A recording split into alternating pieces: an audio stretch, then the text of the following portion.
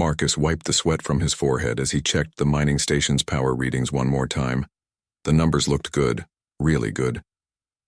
Station Alpha 7 had been pulling rare metals from the asteroid belt for 3 months now, and every day brought better results. The work was hard and lonely, but Marcus loved it. Out here in the dark space between planets, he felt free. The mining station was small but well built. It had living quarters for 12 people, though only 6 worked there now. Marcus served as the chief engineer, keeping all the machines running smoothly. The others were miners and technicians, good people who worked hard and complained little about being so far from Earth. "Marcus, come look at this," called Ben from the main control room. Ben was the station's scanner operator, always watching for new asteroids to mine. His voice sounded worried. Marcus floated through the zero-gravity corridor toward the control room. The artificial gravity only worked in the living areas to save power. He pulled himself along the metal handholds that lined the walls. "What is it?" Marcus asked as he entered the control room. Ben pointed at his screen. "I'm picking up something big on the edge of our sensor range. Really big. And it's moving fast." Marcus looked at the display. A large object was approaching their position. The scanner showed it was much bigger than any ship humans had ever built. "Could it be a new type of cargo vessel?" he asked. "No." Ben shook his head. "The energy readings are all wrong. This thing is putting out power levels that don't match any human technology I know." Marcus felt a cold feeling in his stomach. Humans had been mining and exploring space for over 100 years, but they had never found signs of alien life. Until now, maybe. "How long until it reaches us?" Marcus asked.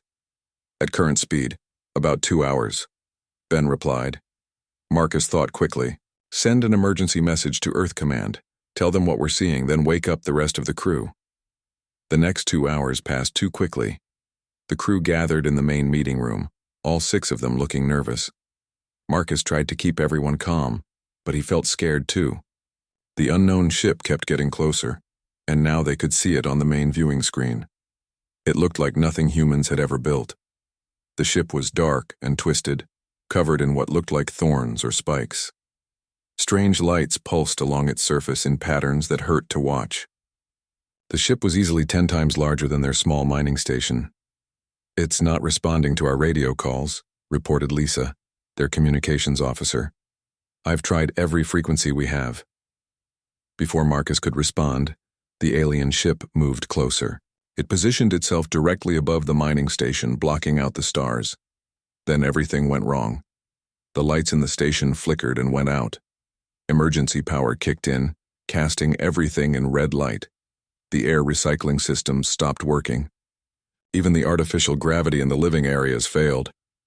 "They're draining our power," Marcus shouted over the alarm sounds. "All of it." Through the viewing ports, they could see strange beams of energy flowing from their station into the alien ship. The beams looked almost alive, twisting and moving like snakes made of light.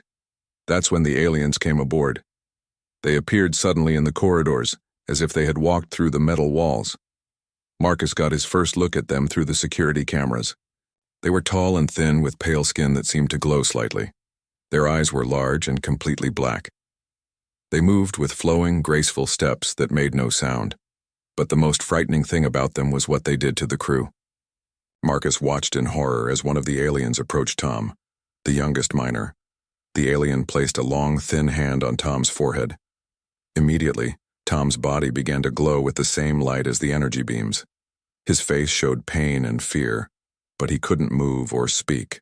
The light grew brighter and brighter until Tom collapsed to the floor, completely still. "They're draining the life out of us," whispered Ben. More aliens appeared throughout the station. Marcus realized they were trapped. The aliens moved through the corridors with purpose, hunting down each crew member. One by one, Marcus watched his friends fall to these energy vampires. He tried to run, but there was nowhere to go. The mining station was small, and the aliens seemed to know exactly where everyone was hiding. Marcus found himself backed into the main engineering room, surrounded by the humming machines that kept the station alive. That's when she appeared. The Queen was different from the others. She was taller, more elegant, and wore what looked like a crown made of dark crystal. Her skin had a silver shine to it, and when she moved, the air around her seemed to shimmer. But her eyes were the same empty black as the others. "Human," she spoke, and Marcus was surprised to hear perfect English. "You will serve our needs." Marcus pressed his back against the engineering console. "What do you want with us?" "We require energy to survive," the Queen said, moving closer. "Your species provides excellent nourishment. We have consumed many worlds, many races. You will be no different." She reached out with one pale hand toward Marcus's forehead. He tried to dodge, but she was too fast. Her fingers touched his skin, and immediately Marcus felt a pulling sensation, as if something inside him was being drawn out. But then something unexpected happened. Instead of feeling weak, Marcus felt a surge of strength. The Queen's eyes widened in surprise and what looked like pain. She pulled her hand back quickly, staring at it as if it had been burned. "Impossible," she whispered. Marcus felt strange energy flowing through his body. The lights in the engineering room flickered back to life. The machines around him hummed louder, as if they were getting more power instead of less. The Queen tried again, placing both hands on Marcus's head. This time the effect was even stronger. She cried out in what sounded like agony and stumbled backward. Where her hands had touched Marcus's forehead, a mark began to appear. It looked like a twisted star, glowing with blue light. "What are you?" the Queen demanded, her voice filled with confusion and fear. "I'm human," Marcus said, surprised by his own courage. "Just human." The Queen stared at the mark she had left on his forehead. The blue light pulsed in rhythm with Marcus's heartbeat. She backed away from him, calling out in a language Marcus didn't understand. Other aliens appeared in the engineering room, but they kept their distance. They seemed afraid of Marcus now, or at least afraid of what had happened to their Queen. "This changes everything," the Queen said, switching back to English. "You are not like the others of your species. There is something different about your energy signature." Marcus touched the mark on his forehead.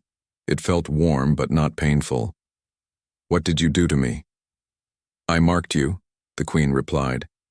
"But not as prey. As something else. Something I must understand." The aliens began to leave the station as quickly as they had come. The Queen was the last to go, but she turned back to look at Marcus one final time. "You are chosen, human. Chosen for a purpose you do not yet understand. I will find you again." Then she was gone, and Marcus was alone. He rushed through the station, checking on his crew members.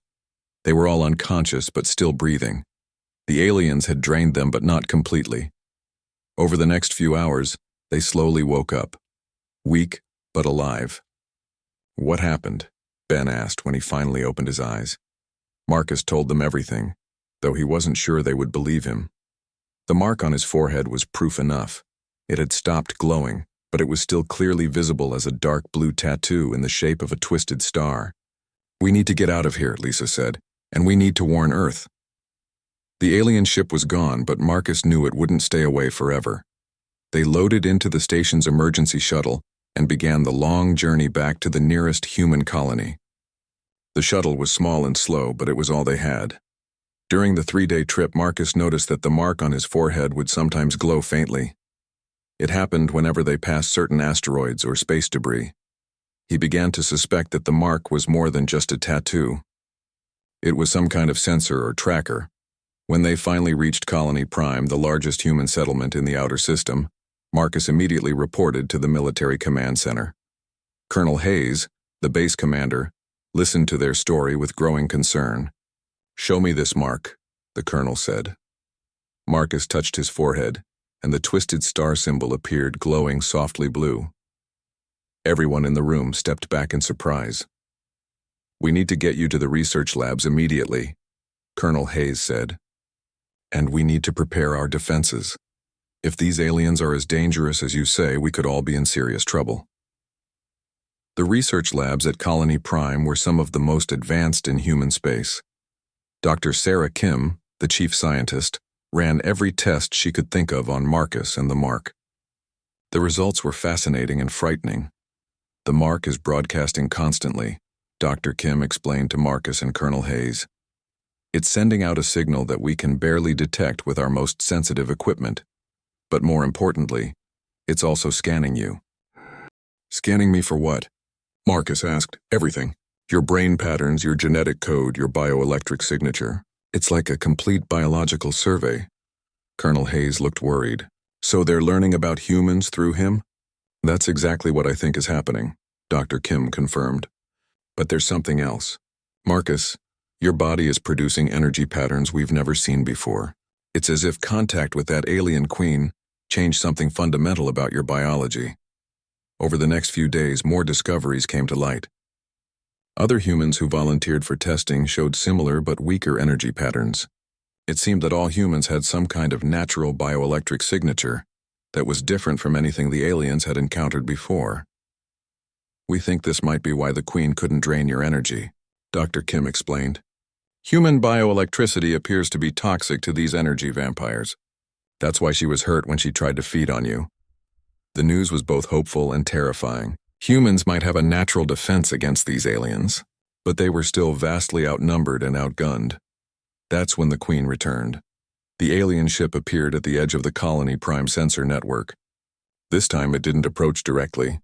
Instead, it held position just outside the colony's defensive range.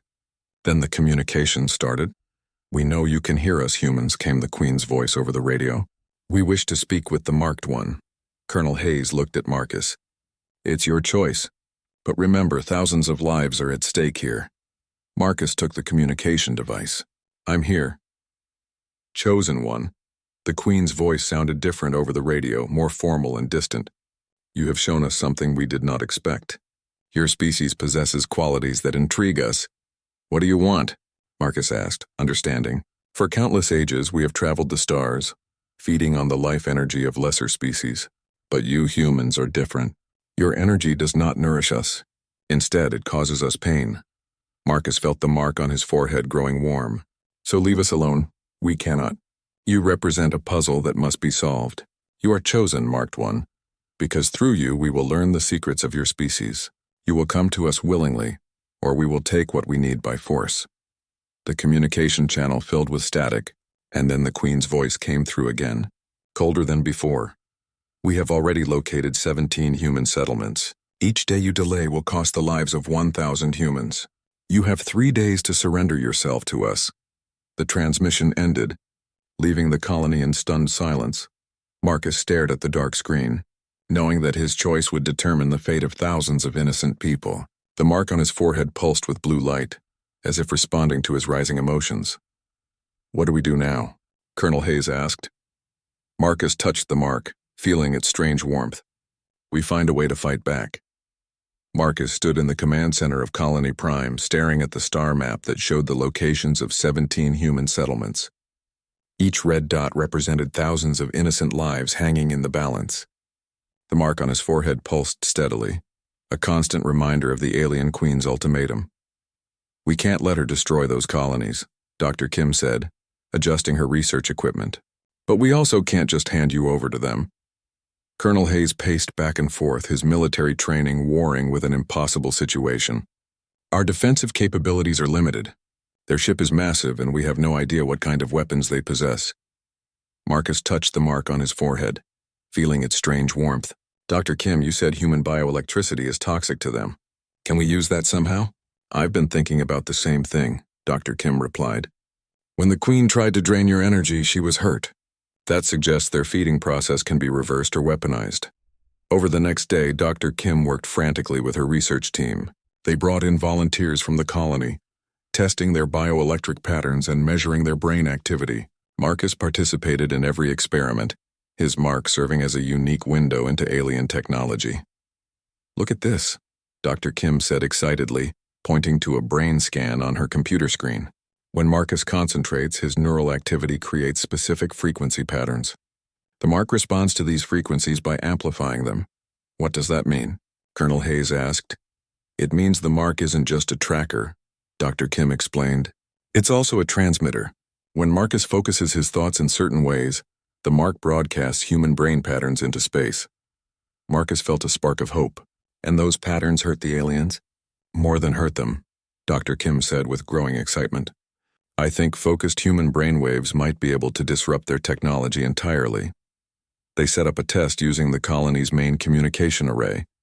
Marcus stood before the massive antenna, concentrating on the mark on his forehead. Dr. Kim monitored the energy output while Colonel Hayes watched the sensor screens for any response from the alien ship. Focus on the feeling you had when the Queen tried to drain you, Dr. Kim instructed. Remember that surge of energy you felt? Marcus closed his eyes and remembered the moment in the engineering room. He recalled the Queen's surprise and pain when she touched him. He imagined that energy flowing outward, reaching across space toward the alien vessel. The mark on his forehead blazed with blue light. The communication array hummed with power, sending focused human neural patterns toward the alien ship. On the sensors, they watched as the alien vessel's energy signatures flickered and wavered. The ship's smooth flight pattern became erratic, as if the pilot was having trouble controlling it. "It's working," Colonel Hayes said in amazement. "Their systems are being disrupted." But the effect only lasted a few seconds. The alien ship quickly moved out of range and the disruption ended. "They adapted fast," Dr. Kim observed. "But we proved it's possible to affect their technology with human brainwaves." Marcus opened his eyes, feeling drained but hopeful. "We need more than just disruption. We need a way to stop them permanently." Dr. Kim studied her readings. "The problem is range and power. One human can only project so far. But if we could amplify the signal somehow, or coordinate multiple humans together, like a neural network," Marcus said suddenly. "What if we connected human minds together and focused all our brainwaves at once?" Colonel Hayes looked skeptical. How would that even work? Dr. Kim was already pulling up new calculations on her computer. "Actually, it might be possible. The mark on Marcus's forehead is already acting as a neural transmitter.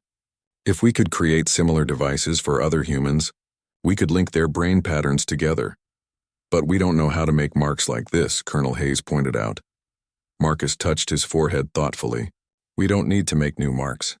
We just need to understand how this one works." They spent the next 18 hours in intensive research. Dr. Kim's team worked around the clock, analyzing the mark's energy patterns and finding ways to replicate its effects using human technology. Meanwhile, Marcus practiced focusing his thoughts, learning to control the mark's broadcasts with greater precision. As they worked, reports came in from the outer colonies. The alien ship had appeared near 3 different settlements, draining power from their defense systems but not attacking directly. It was a clear message. The Queen was demonstrating her power while waiting for Marcus's surrender. "Time's running out," Colonel Hayes said grimly. "We have less than 24 hours before her deadline." That's when Dr. Kim made a breakthrough. "I think I figured out how to amplify Marcus's neural broadcasts using our communication arrays. If we position him at the center of our most powerful transmitter, his brain patterns could be projected across the entire star system." "Will that be enough to stop their ship?" Marcus asked. "I don't know," Dr. Kim admitted, "but there's something else. Based on the mark's scan data, I think the aliens are more vulnerable than they want us to believe. Their feeding process requires them to be in direct contact with their energy source. If we can disrupt that process system-wide, it might force them into some kind of shutdown state." Marcus made his decision. "Let's try it." They moved to the colony's primary communication station, a massive facility built into the mountains outside the main settlement. The central transmitter was powerful enough to send messages to Earth over 100 light-years away. Dr. Kim's team worked quickly to modify the transmitter systems. They created a neural interface that would allow Marcus to project his thoughts directly through the station's main antenna. It was dangerous and untested, but it was their only option. "Marcus," Colonel Hayes said as they prepared for the attempt, "if this doesn't work, the Queen will carry out her threat. Thousands of people will die." "Then it has to work," Marcus replied simply. He took his position at the center of the transmitter array. The neural interface looked like a simple headband, but Dr. Kim had packed it with sophisticated electronics designed to amplify and focus his brain patterns. "Remember," Dr. Kim said, "you need to project the same energy pattern that hurt the Queen when she tried to drain you. But this time make it as strong as possible." Marcus nodded and closed his eyes. The headband activated, connecting his thoughts to the massive transmitter. He felt his consciousness expanding, reaching out across space toward the alien ship. The mark on his forehead burned with brilliant blue light. The transmitter hummed with incredible power, sending focused human neural patterns racing toward their target at the speed of light. At first, nothing seemed to happen. Then the sensors detected dramatic changes in the alien ship's behavior. Its energy output fluctuated wildly. Its flight pattern became completely erratic. "It's working," Colonel Hayes reported. "Their ship is losing power." But Marcus could sense something else through his connection to the mark. The Queen was fighting back, trying to block his neural broadcast with her own alien mental powers. He could feel her presence in his mind, angry and desperate. "Human," her voice echoed in his thoughts. "You do not understand what you are doing." Marcus pushed harder, pouring more of his mental energy into the broadcast. "I understand enough. You're energy vampires who destroy innocent species." "We are dying." The Queen's mental voice carried unexpected sadness. "For millions of years we have fed on other races because we had no choice. But your species is different. Your energy signature could save us." Through the neural link, Marcus suddenly saw images from the Queen's memories. He saw the alien race as they once were, before they became energy vampires. They had been peaceful explorers, traveling between stars and learning from other species. But something had gone wrong with their biology, forcing them to consume life energy to survive. "We have destroyed countless worlds," the Queen continued, "but only because we must feed or die. When I touched you, I felt something new. Human energy does not just resist our feeding, it could cure our condition entirely." Marcus felt confusion and doubt creeping into his mind. "You're lying." "I am dying," the Queen replied, and Marcus could sense the truth in her words. "My people are dying. We came to your worlds not just to feed, but because you represent our only hope for survival." The neural broadcast wavered as Marcus struggled with this new information. If the aliens were truly dying, if they could be cured instead of destroyed, did that change everything? But then Marcus remembered his crew members lying unconscious on the mining station. He remembered the fear in their eyes as the aliens drained their life force. Even if the Queen was telling the truth about her people's condition, that didn't justify the destruction of other species. "There has to be another way," Marcus said through the mental link, "one that doesn't involve destroying human colonies." "Perhaps," the Queen admitted, "but my people will not accept such cooperation willingly. They have fed on others for too long to consider peaceful alternatives."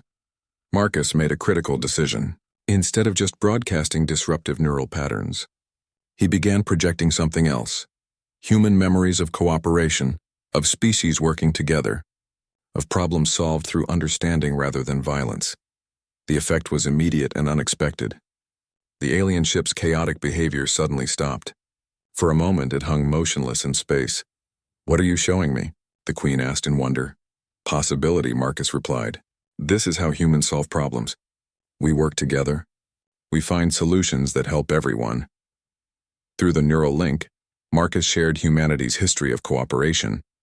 He showed the Queen images of different human cultures learning from each other, of scientific breakthroughs achieved through collaboration, of former enemies becoming allies. The Queen's mental presence grew quieter, more thoughtful. "Your species truly is different. You share knowledge instead of hoarding it. You build instead of just consuming." "We're not perfect," Marcus admitted, "but we try to do better. We could help your people find a cure that doesn't require destroying other species." For long moments the mental link carried only silence. Then the Queen spoke again, her mental voice heavy with ancient weariness. "My people will not listen to such proposals. They have become too accustomed to taking what they need by force. They will see cooperation as weakness." Marcus sensed an opportunity. "But you're their Queen, you could make them listen." "Not without proof that your way could work," the Queen replied. "And such proof would require trust between our species. Trust that may be impossible to build." Marcus had an idea. It was risky, but it might be their only chance to prevent a war between humans and aliens. "What if you let your people experience human cooperation directly?" he suggested. "Through the mark you put on me, you've been learning about human biology. What if we shared our knowledge willingly instead of you taking it by force?" The Queen was silent for a long time. Finally she spoke again. "You would do this? Share your species' secrets with us, knowing we could use that knowledge against you?" "If it means saving lives on both sides, yes," Marcus replied. Through the neural link, Marcus felt the Queen making a decision that would change everything. Slowly, the alien ship began to move toward Colony Prime, but not in an attack pattern. It approached peacefully, its weapons powered down. "I will try your way, Marked One," the Queen said. "But know that if your people betray this trust, my kind will have no choice but to return to our old methods." Marcus opened his eyes, ending the neural broadcast. The mark on his forehead had stopped glowing, but he could still feel its presence connecting him to the alien Queen across the vast distance of space. Dr. Kim and Colonel Hayes stared at him in amazement. "The alien ship is requesting permission to dock," the communications officer reported in disbelief. Marcus stood up, feeling exhausted but hopeful. "They want to try cooperation instead of conquest. It's going to be difficult and dangerous, but it might be our only chance to prevent a war." Colonel Hayes looked skeptical. "Can we trust them?" Marcus touched the mark on his forehead one more time. Through it, he could sense the Queen's genuine desire for peace mixed with her people's desperate hunger for survival. "We don't have much choice," he said. "But yes, I think we can trust her." The Queen understands now that humans offer something her people have never encountered before: the possibility of finding a solution that saves everyone. As the massive alien ship slowly approached Colony Prime, Marcus prepared for the most important diplomatic meeting in human history. The mark on his forehead had made him chosen, but not as prey or enemy. Instead, he had become the bridge between two very different species, each with something the other desperately needed.